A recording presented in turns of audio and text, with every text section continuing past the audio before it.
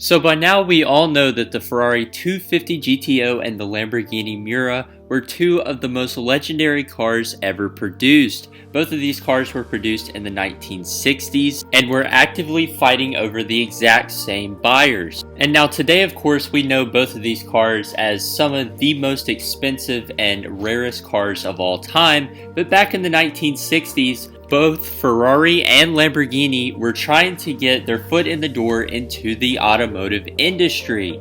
And so in this video, we're going to be breaking down both the Lamborghini Miura and the Ferrari 250 GTO. We're going to be comparing them side by side and figuring out which car is the better car. And of course, before we begin, be sure to like, share, subscribe this video, and let me know down in the comments below. If you had a choice between a Ferrari 250 GTO and a Lamborghini Miura SVJ, which car would you choose and why?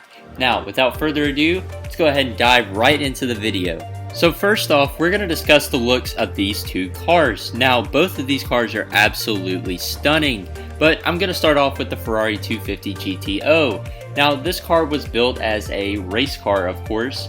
There is a lot of aerodynamic components to the car, and that's why the car is so curvy. That's why the body lines of the car flow so well. From the front all the way to the rear, there's beautiful fender arches. The lines are just so smooth, they just flow all the way to the rear of the car. And Ferrari absolutely knocked the design of the 250 GTO out of the park. There is not a bad angle on this car. You can take a picture of this car at any angle, at any kind of lighting, any point in time, and this car will be absolutely flawless. It will look so beautiful. But this car was not just all show and no go. This was, of course, as I stated earlier, a race car. And so the design of the car was very heavily influenced by the racing Ferraris at the time. And all of that combined allowed Ferrari to create a beautiful piece of automotive artwork that does not look out of place on a track or in a museum.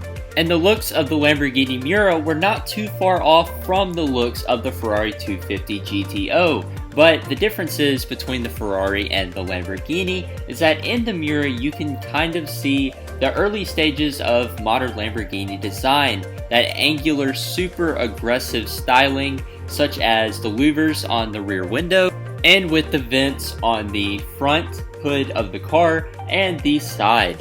And while the Miura SVJ does look similar to the 250 GTO in terms of the front end, the rear, the fender arches, you can tell that it has its own flair to it. And on the outside, I would say both the Ferrari and the Lamborghini are very evenly matched. But Ferrari, at the time they made the 250 GTO, they had been producing cars for 15 years. And so their interior quality was a bit better than Lamborghini's at the time, as their Miura was only their second car ever. But of course, the 250 GTO and the Miura SVJ were not the grand touring models of these cars. These were the all-out race versions, and so in my opinion, the interior of the Miura does not really distinguish it that much. It does not elevate the 250 GTO because both of these cars were meant to be driven on a track. You're not meant to be inspecting these cars' interiors or have the creature comforts that were available at the time in the 1960s when these cars were produced. You were supposed to be out there putting in quality lap times and setting records with these two cars. So, with that being said, let's go ahead and jump into the engine, the suspension, and the performance and compare that between these two cars. So let's go ahead and jump into the performance specs of the Ferrari 250 GTO. This car came with a single overhead cam V12 that put out 296 horsepower. And this beautiful single cammed V12 came with a 5-speed manual transmission and it topped out around 174 miles per hour. Now, the big selling point of this car was that it only weighed 1,900 pounds. So back in the early 1960s, you had 300 horsepower, a beautiful sounding V12, and a 5-speed manual. This is just the recipe for a fun car, especially on a track. And this of course was mirrored in any racing series that the 250 GTO competed in, because back in the early 1960s, this car was the king of the road. This car was number one and it was not beaten by anything. Of course, if you had the right driver behind another car, they would beat it, but for power, this car was the one to have. And now I'm going to move into the performance of the Miura SVJ, but before I dive into that, I just want to point out that the 250 GTO was produced in the early 1960s. The Lamborghini Miura was produced in the late 1960s, and the SVJ homologation for the car, you'd have to send it back to Lamborghini, and they would turn it into a Miura race car essentially. That was not done until the early 1970s, and so the differentiation between top speed and horsepower between these two cars is attributed to 10 years of technological advancements in between the 250 GTO and the Miura SVJ. And so the Lamborghini Miura SVJ came with a dual overhead cam transverse V12 engine mated to a 5-speed manual, which was similar to the 250 GTO, but of course this was a dual overhead cam, not a single. This car made 440 horsepower in the early 1970s and was capable of reaching a top speed of 180 miles per hour. Also, this car only weighed 1,750 pounds, so it was quite a bit lighter than the Ferrari 250 GTO. So now let's go ahead and compare the performance, the handling especially.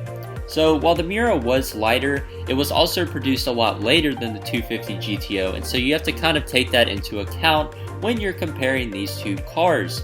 The 250 GTO at the time in the early 1960s was using the absolute best technology that Ferrari had to offer, and its handling was second to none.